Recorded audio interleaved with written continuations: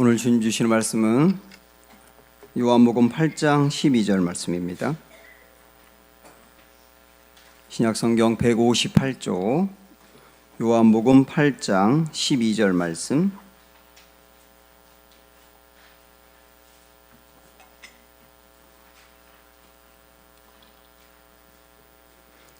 요한복음 8장 12절 말씀, 우리 한 목소리로 같이 읽겠습니다. 예수께서 또 말씀하여 이르시되 나는 세상의 빛이니 나를 따르는 자는 어둠에 다니지 아니하고 생명의 빛을 얻으리라. 아멘. 네, 주위 둘러보시면서 인사합니다.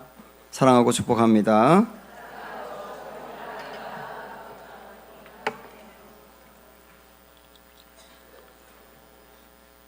30년 전에 미국의 뉴욕에서 갑자기 정전 사태가 발생했습니다. 근데 그것도 무려 25시간 연속으로 전기가 들어오지 않았어요. 그때 무슨 일이 일어났을까요?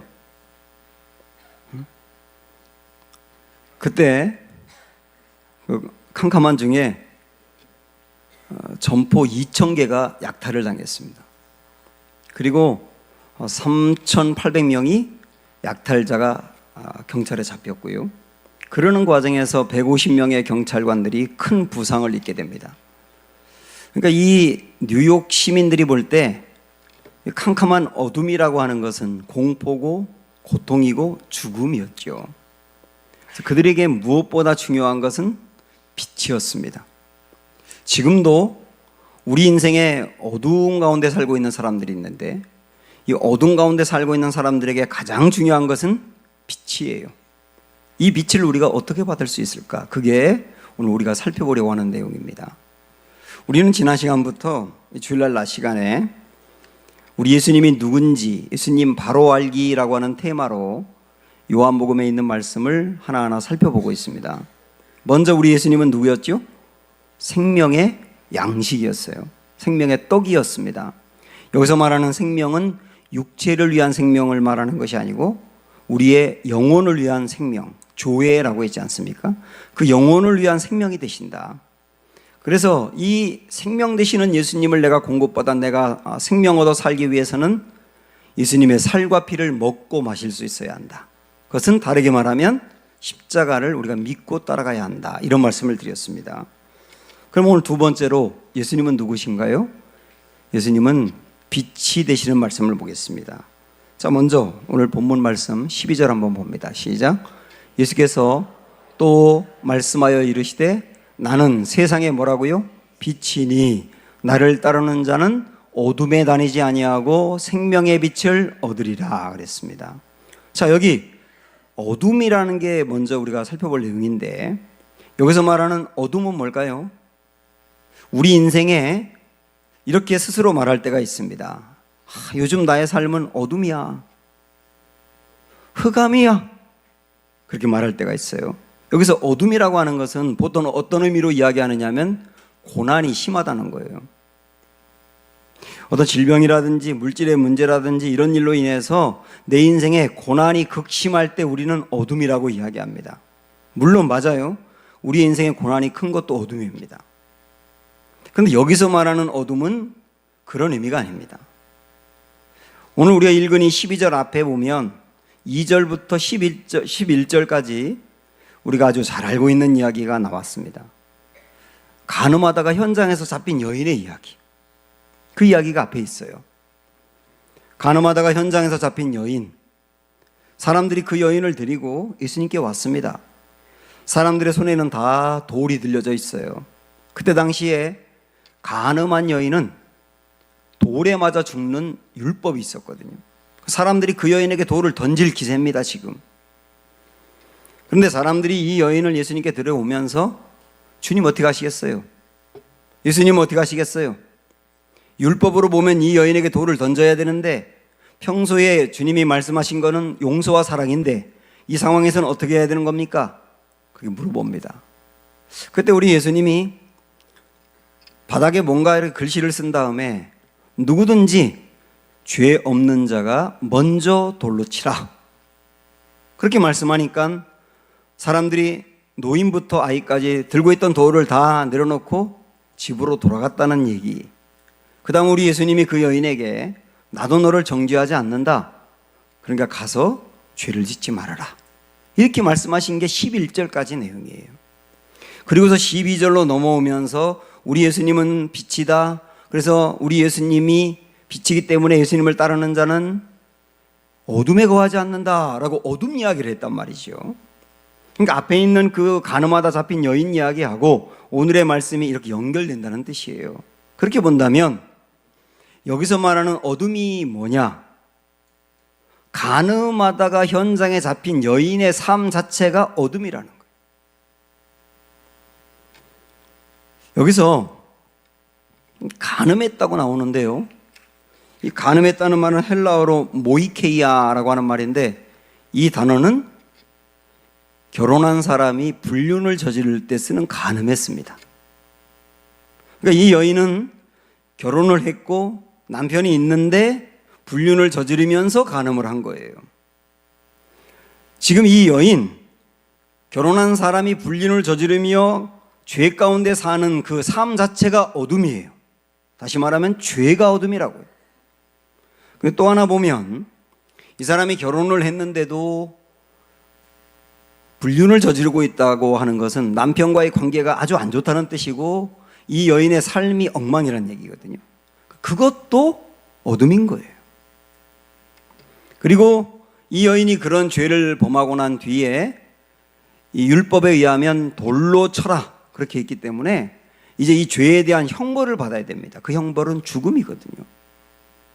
그러니까 이 형벌과 심판도 이 여인이 감당할 수 없는 거예요. 이 여인이 해결할 길이 없지 않습니까? 그러니 그것도 어둠인 거예요. 그러니까 죄 자체도 어둠이며 죄를 지을 수밖에 없는 이 여인의 삶도 어둠의 삶이며 그리고 죄의 결과로 심판받고 형벌받는 것도 어둠인 거예요. 또 하나 어둠이 뭐냐면 지금 이 여인에게 돌을 던지기 위해서 돌을 들고 있는 사람들 있지 않습니까? 근데 그 사람들은 예수님의 말씀을 듣고 누구든지 죄 없는 자가 돌로 쳐라 그럴 때 다 돌을 내려놓고 갔습니다. 그 말은 뭡니까? 이들도 죄인이라는 거예요. 그들은 자기들은 의롭고 이 여인은 죄인이라고만 생각을 했는데 그게 아니고 그들도 똑같은 죄인이었다. 다만 여인의 죄는 드러난 것이고 그들은 숨겨 있다는 거예요. 그러고 본다면 오늘 이 말씀이 우리에게 주는 의미가 뭐냐면 우리 모든 사람들은 다 죄라고 하는 어둠 가운데 빠져 살고 있다는 거예요. 그걸 여러분들이 인정을 하는 게 중요합니다. 어떤 사람의 죄는 드러납니다. 남들이 다 알아요. 근데 어떤 사람은 드러나지 않게 은밀하게 죄를 져요. 어떤 사람은 죄 지은 것 때문에 들켜요. 근데 어떤 사람은 안 들키고 계속 죄를 짓습니다. 들켰느냐 안 들켰느냐 드러났느냐 숨겼느냐의 차이일 뿐 하나님 앞에서 죄인은 똑같지 않느냐. 그래서 모든 사람은 다 죄라고 하는 어둠 가운데 빠져 살고 있다. 이렇게 말씀하는 게 오늘의 본문이거든요. 죄라고 하는 것은요, 우리는 누가 거짓말을 했다, 사기를 쳤다, 뭐 음란한 죄를 지었다 이렇게 죄의 현상만 보지만 사실 죄라고 하는 것은 현상보다도 세력이라고 할 수 있습니다. 다시 말하면 힘이라고 할 수 있어요. 죄라고 하는 것은 어떤 사람이 어떤 죄가 드러난 이유는 뭐냐면 그 속에 깊은 속에 죄를 지을 수밖에 없도록 그 사람을 끌고 가는 힘이 있는 거예요. 그래서 바울도 주님을 만나서 사역을 하면서도 그가 죄를 이겨야 되겠다는 마음이 있고 정말 깨끗하게 살고 싶은 마음이 있었지만 그도 죄에 넘어지는 거예요, 자꾸. 그래서 그걸 분석해 가면서 이렇게 말을 합니다. 말씀을 보시면 내 지체 속에서 한 다른 법이 내 마음의 법과 싸워 내 지체 속에 있는 죄의 법으로 뭐라고 그랬어요? 나를 사로잡는 것을 보는도다. 내가 왜 죄를 짓는지 이제 알겠다. 나에게 죄를 짓도록 죄가 나를 사로잡아서 끌고 가는구나. 이게 죄라고 하는 건 세력이구나, 힘이구나. 그래서 내가 죄를 이겨낼 수가 없는 거구나. 이런 걸 알게 된 거예요. 모든 사람은 다 이러한 죄의 영향권 안에 있는 겁니다. 그래서 우리가 이 시간에 다시 한번 마음으로 인정하고 갈 것이 뭐냐면 나의 인생도 어둠 가운데 있습니다. 그러면 이 어둠 가운데 있는 사람이 이 어둠에서 벗어날 수 있는 길은 뭘까요? 12절 다시 말씀을 보시면 이렇게 합니다. 시작. 예수께서 또 말씀하여 이르시되 나는 세상의 빛이니 나를 따르는 자는 어둠에 다니지 아니하고 생명의 빛을 얻으리라. 나를 따르는 자는 어둠에 다니지 않는다. 어둠에 다니지 않는다. 어둠에서 벗어난다. 그렇게 말씀했습니다. 그 어둠에서 벗어나기 위해서 빛이신 주님이 필요하다는 거죠.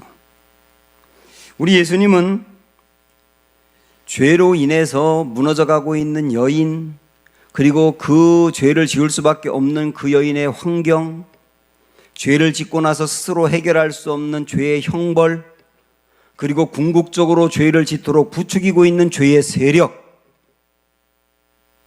이런 것으로부터 죄를 벗어버리고 승리하게 하는 빛이 된다는 뜻이에요. 우리 예수님의 말이죠. 그래서 우리 예수님은 이 여인, 가늠하다 현장에서 잡힌 이 여인의 죄를 용서도 했고, 그리고 이 죄인이, 이 여인이 짊어지고 가야 될 죄의 형벌을 궁극적으로 우리 예수님이 짊어졌고, 그리고 모든 죄에서 벗어나서 진정으로 승리하게 할 수 있는 죄의 세력을 이길 수 있는 은혜도 부어주셨어요. 이게 빛이신 주님이라는 뜻입니다. 사실 한번 우리 이런 생각을 한번 해보시죠. 여러분이 밤에 집에 딱 들어갔더니 집이 캄캄합니다. 그 캄캄한 어둠을 해결할 수 있는 길은 딱 하나입니다. 뭡니까? 불을 켜면 되는 거예요. 어떤 불이든 불을 켜면 되는 거예요. 그래서 어둠을 이겨내게 하는 힘은 빛밖에 없는 겁니다. 근데 오늘 우리 주님이 뭐라고 말씀하느냐면 나는 빛이다. 나는 빛이다. 세상의 빛이다. 세상이란 말은 가늠한 여인, 그 여인의 삶, 그 여인을 정죄하고 있는 모든 사람들을 포함하는 겁니다. 그 상태로부터 벗어나게 하는 빛이다.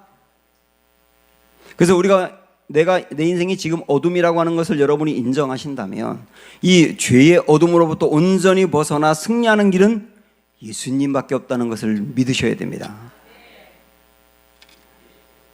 그러면 우리가 어떻게 이 어둠의 죄의 삶에서 벗어나서 진정으로 승리할 수 있을까요?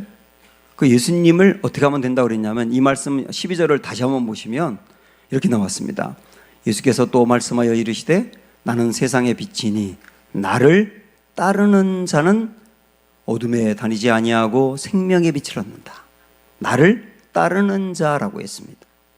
여기서 따른다라고 하는 말은 다르게 말하면 믿는다예요. 믿고 따른다거든요. 믿고 따른다. 그래서 우리 예수님이 빛이시라고 하는 것을 믿고 따르는 건데 정리하면 이런 겁니다. 우선 내가 현재 어둠 가운데 빠져 있다는 것을 인정하는 겁니다. 그 다음에 두 번째는 이 어둠에서 내가 스스로 벗어날 길이 없다는 것도 인정하는 거예요. 셋째는 우리 예수님이 빛이 되어서 어둠을 해결할 수 있는 분이라는 것도 인정하는 겁니다. 그리고 인정한 다음에 그분을 믿고 따를 때 우리 인생에 빛이 비치는 거예요. 한번 우리 시편에 있는 말씀을 봅니다. 시편 16편 말씀 보시면 다 같이 시작. 주께서 나의 등불을 켜심이여 여호와 내 하나님이 내 흑암을 밝히시리이다. 잠깐만요. 이 말씀 보시면 여기 보면 뭐라고 나와 있냐면 하나님이 나의 등불을 켜신다. 그 다음에 하나님이 내 흑암을 밝히신다. 오늘 말씀으로 연결하면 예수님이 빛이다와 똑같은 얘기예요. 그 다음에 뭐라고 그랬냐면 이어서 보면 내가 주를 의뢰하고 적군을 향해 달리며 내 하나님을 의지하고 담을 뛰어넘나이다 그랬어요. 그러니까 우리 하나님이 빛이신데 이 하나님의 빛이 나에게 비치면 우리가 담을 뛰어넘는 은혜가 있답니다. 여기서 담을 뛰어넘는다는 게 무슨 말입니까? 한계를 뛰어넘는다는 얘기죠. 많은 사람들은 고난을 당하게 되면 고난의 담에 묶여 있어요. 그래서 고난을 당하게 되면 고난 때문에 생각이 좁아지기도 하고, 고난 때문에 마음이 무너지기도 하고, 고난을 내가 이기지 못할 뿐만 아니라 고난 자체에 눌리기도 하는 거예요. 그게 고난의 담이라는 거거든요. 그런데 주님의 빛이 나에게 임하게 되면 그 고난을 긍정적으로 해석하기도 하고, 고난을 뛰어넘는 능력을 공급받기도 하고, 그래서 고난을 이렇게 뛰어넘는단 말이에요. 그 담을 뛰어넘는다고요. 그게 주님의 빛이 나에게 비칠 때 임하는 은혜란 말입니다. 절망의 담이라는 것도 있습니다. 어떤 문제 앞에서 완전히 절망에 빠져서 낙심하고 일어날 힘조차 잃어버린 것이 절망이거든요. 근데 주님의 빛이 나에게 비치기만 하면 이 절망 가운데서도 소망을 붙드는 거예요. 여러분, 내가 절망해서 완전히 무너져 있으면 아무리 돈이 많고 능력이 많아도 아무것도 못합니다. 근데 절망 가운데 소망을 붙들고 일어나는 사람은 그게 굉장한 에너지가 있어요. 그게 주님이 빛인데 빛을 공급받을 때 그 일을 할 수 있다는 거예요. 때로는 나의 인생에 어떤 걱정과 염려라고 하는 담이 있어요. 끊임없이 염려와 걱정 가운데 빠져 있어요. 근데 그것을 하나님이 빛을 비추시면 그것도 뛰어넘어서 담대함과 용기가 생긴다는 거 아닙니까? 어떤 경우는 내가 도전해야 될 일이 있습니다. 올 한 해도 새로 시작하면서 이거에 뛰어넘어 도전해 보겠다. 한번 전진해 나가 보겠다.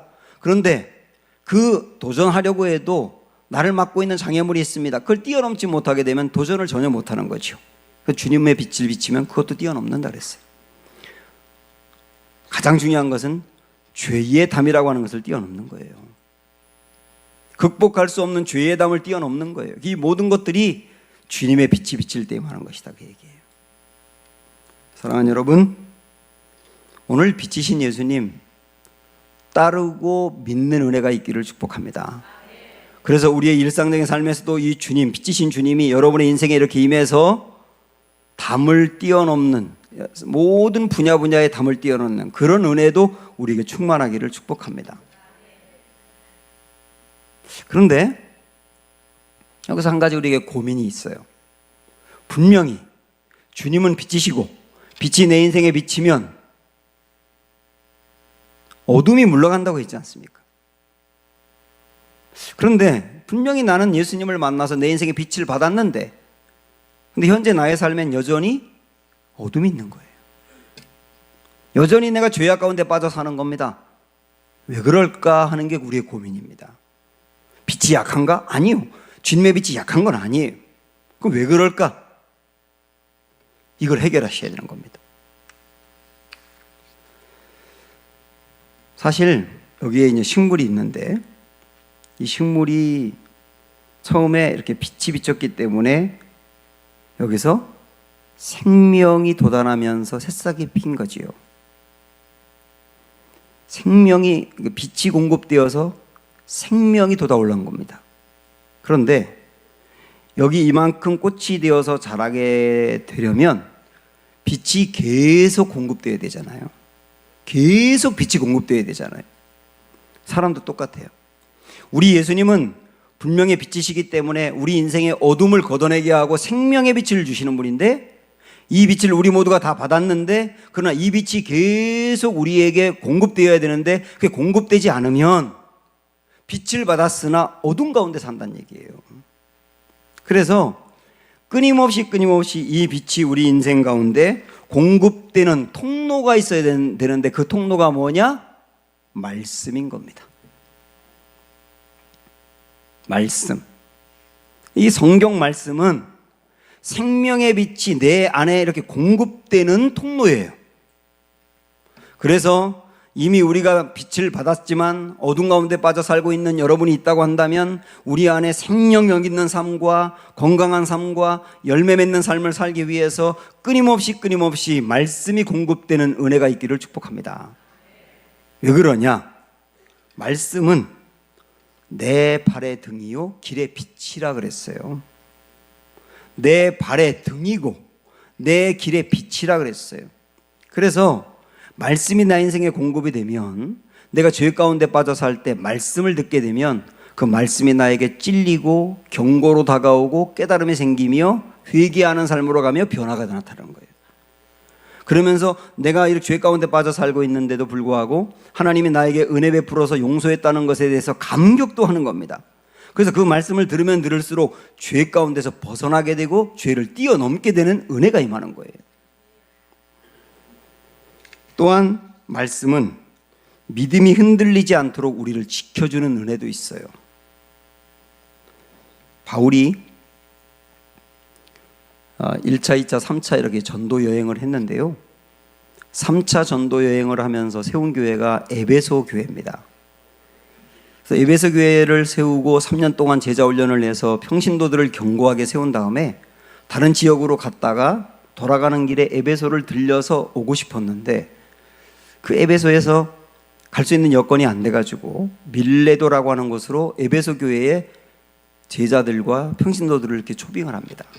그리고 마지막으로 밀레도 항구에서 바울과 평신도 지도자들이 헤어져요. 이제 다시는 못 봅니다.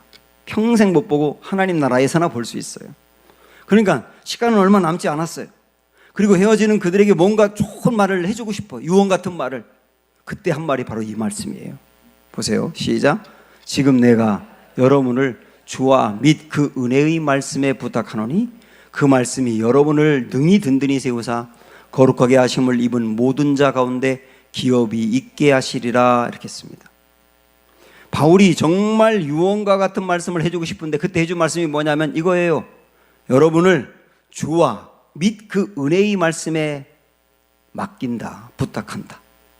여기 보면 여러분을 주님께 맡깁니다. 그건 금방 이해가 되는데 여러분을 주와 및 그 은혜의 뭐에 맡긴다고요?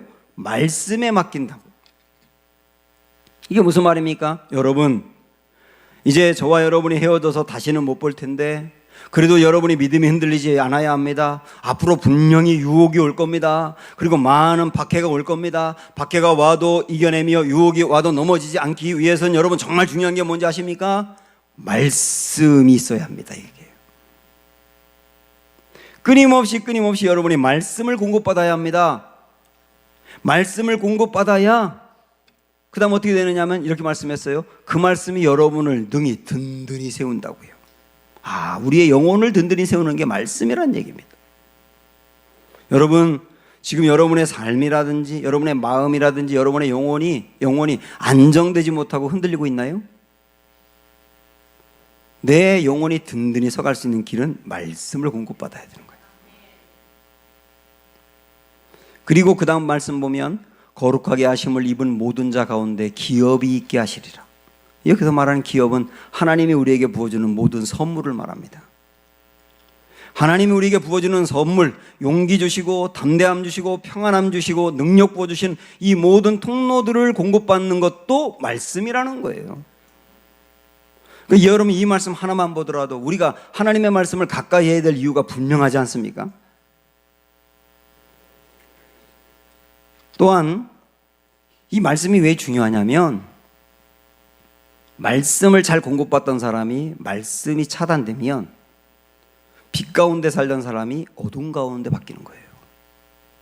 그래서 이전에는 어떤 어려움을 만나도 굉장한 담대함과 용기가 있던 사람이 말씀이 공급되지 않으면 두려움이 많아집니다.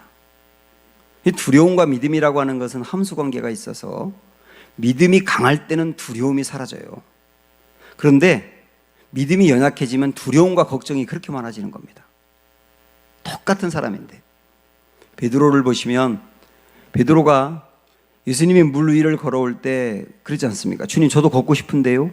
이리 와. 그럴 때 아니 이리 와 그런다고 발을 바다에 내미는 사람이 어디 있어요? 그래서 주님이 이리 와 그러니까 발을 바다에 내밀면서 풍랑이 일어나는 곳을 걸어갔어요. 그 말은 뭐냐면 우리 인생에 아무리 풍랑이 많아도 믿음이 강건하고 주님을 바라볼 때는 그 위를 걸을 수 있는 용기가 있다는 뜻이잖아요. 그런데 그랬던 베드로가 예수님이 잡히셨을 때 한 여종이 당신도 저 사람 제자 아니요? 그럴 때 나 저 사람 몰라요. 한 여종이 지나가면서 하는 말에도 두려워한다고요. 똑같은 베드로가 말이죠. 하나님의 말씀이 내게 끊임없이 공급되어서 내 영혼이 강건해지면 우리가 강건해지는 만큼 생활 속에서 만나는 일들에 대해서 담대해지는 거예요. 고난이 있을 때도. 그러나 하나님의 말씀이 공급되지 않으면 자꾸 이 마음이 무너져가는 겁니다. 그래서 사랑하는 여러분, 축복하는데 고난이 있으면 있을수록, 힘든 일이 있으면 있을수록 말씀을 공급받아야 된다는 것을 꼭 기억하십시오. 말씀으로 무장하는 것은 사역을 많이 하는 사람에게도 굉장히 중요합니다. 조지 뮬러가 고아의 아버지고 5만 번의 기도응답을 받은 사람이라는 거 여러분 아시죠?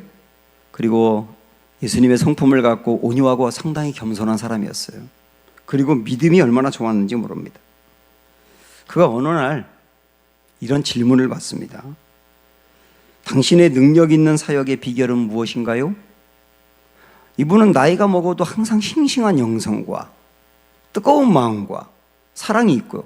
그러니까 능력 있는 사역을 감당하는데 사람들이 볼 때 궁금한 거예요. 아니, 사람이 나이가 먹어가고 시간이 지나가면 이런 것도 식을 텐데 어떻게 저분은 계속 그렇게 뜨거운가? 비결이 뭔가? 이렇게 물어봤어요. 그때 이분이 영혼의 양식이라고 하는 책에서 이렇게 말합니다. 자, 그대로 읽어드릴게요. 내가 지금까지 14년간 매일 빼놓지 않고 하는 일이 있습니다. 이것은 나에게 가장 중요한 일입니다. 고아를 기르는 것보다 더 중요한 일입니다. 그것은 내 영혼을 주님 안에서 행복하게 하는 일입니다. 이렇게 말했어요. 내 영혼이 주님 안에서 행복해지는 일이 나에게 제일 중요하다. 그리고 매일매일 하는 일이다. 그런데 그 다음 뭐라고 그랬냐면, 내가 첫 번째로 염려해야 할 것은 내가 얼마나 많이 하나님을 섬길 수 있느냐가 아니라 내가 어떻게 내 영혼을 행복하게 할 수 있느냐이다. 여러분도 이 말씀 들으시면서 정말 내 영혼이 행복한 게 얼마나 중요한지 아시면서 그럼 어떻게 행복할 수 있는가 궁금하시다면 그 다음 말씀이요. 그렇게 되는 비결은, 내 영혼이 행복해지는 비결은 그 다음 뭐라고 말했냐면, 말씀으로 내 속사람이 양분을 공급받는 것이다. 그랬어요. 끊임없이 말씀으로 내가 공급받을 때 내 속사람이 강건해지며 내 영혼이 행복해진다는 거예요.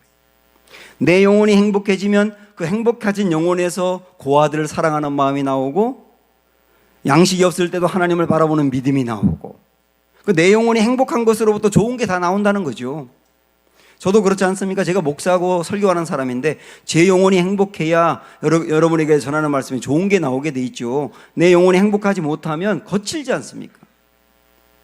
그러니까 정말 중요한 건 뭐냐면 내 영혼이 행복한 건데 그게 어디서 나온다고요? 말씀을 공급받을 때 나온다고요. 제가 아는 어떤 자매가 있습니다. 이 자매는 교회에서 성가대 주의를 하는 남자와 결혼했어요. 이 사람이 결혼하고 아이를 낳고 난 다음에 이탈리아로 유학을 갔습니다. 이 자매는 고등학교 교사였거든요. 그래서 조그마한 아이를 혼자 키우면서 이태리에서 공부하고 있는 남편을 뒷바라지했어요. 돈을 계속 보내줬어요. 번 거를 갖고 계속 보내줬어요. 그래가지고 수년 동안 그 아내가 보내준 돈으로 이탈리아에서 공부를 끝내고 박사 학위를 받고 돌아왔어요. 대학의 한 강사를 하면서 교회에서 성가대 지휘도 했는데 점점점 이 남편이 이상해지는 거예요. 여자가 있는 것 같아요. 자꾸 추궁을 해도 아니라 그래요. 그러던 어느 날 이 남자가 그 여자와 함께 미국으로 도망가 버렸어요. 그리고 이 여자는 아이와 함께 그냥 덩그러니 남겨지게 된 거예요. 이 여인에게 엄청난 분노가 끓어오릅니다. 내가 자기 공부시키려고 어떻게 했는데, 이 조그만 아이 두고 가면 내가 어떻게 키우라고. 그 남편에 대한 엄청난 분노와 하나님에 대한 원망이 생기기 시작하는 거예요. 그래서 아이를 키울 힘도 없고요, 교사로서 학교에서 휴직을 냈다가 복직하고 또 휴직하고 복직하고 왔다 갔다 하면서 아슬아슬하게 직장 생활을 하는 거예요. 결국 휴직을 하고 친정집으로 들어갔습니다. 아이는 엄마가 키우고, 그리고 몇 날 며칠을 집에서 나오지 않는 거예요. 완전히 우울증에 빠져가지고 밖에 나가서 사람 만나는 게 싫은 거예요. 그때 이 엄마가 교회 권사님이었는데 이 딸이 너무 걱정되니까 그 딸을 교회에서 하는 시편 성경 공부반에 등록을 시켰습니다. 엄마와 함께. 딸에게 이야기하지 않고 등록한 다음에 설득하고 설득해서 성경 공부 받으러 간 거예요. 근데 이 딸은 모자를 푹 눌러 쓰고 고개를 들지도 않고 앞에서 말씀을 가르치는 목사님을 보지도 않았다고 합니다. 그런데 시편의 말씀이라고 하는 게 여러분도 다 아시지만 주로 다윗이 많이 쓴 것인데 거기에 우리가 겪는 모든 인생의 문제가 있지 않습니까? 다윗이 사울에게 쫓겨서 동굴에 숨어서 처량하게 지냈는데 꼭 자기 같은 거예요. 그리고 다윗이 잘못한 것도 없는데 사울이 잘못한 것도 없는 다윗을 죽이려고 하지 않습니까? 그래서 고난을 당했는데 꼭 자기 같은 거예요. 다윗이 도망을 다니다가 사울이 너무 두려워가지고 블레셋으로 망명을 했지 않습니까? 그렇게 꿈도 다 저버리고 도망가 있는 인생인데 꼭 자기 같은 거예요.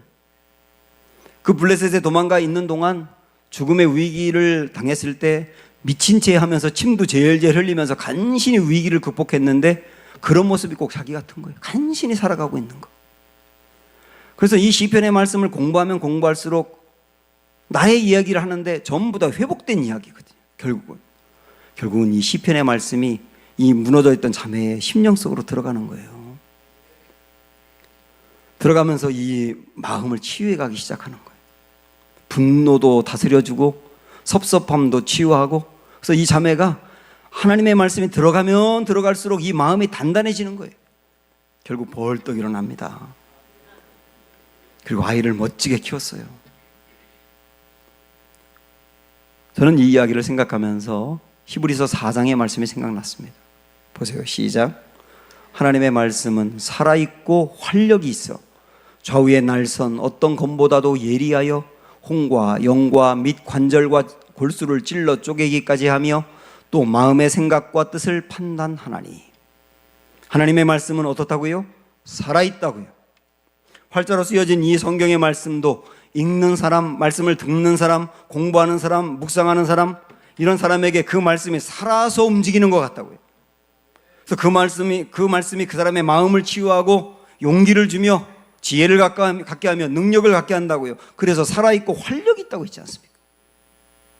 그래서 이 말씀을 읽는 사람들을 가까이 하는 사람들은 어떻게 되느냐 하면 그의 혼이라는 것은 정신이에요. 정신을 치유하고요. 영과 하나님과의 관계 속에서 믿음을 불러일으키고요. 관절과 골수는 육체를 말하죠. 그 사람의 육체도 강건하게 하고요.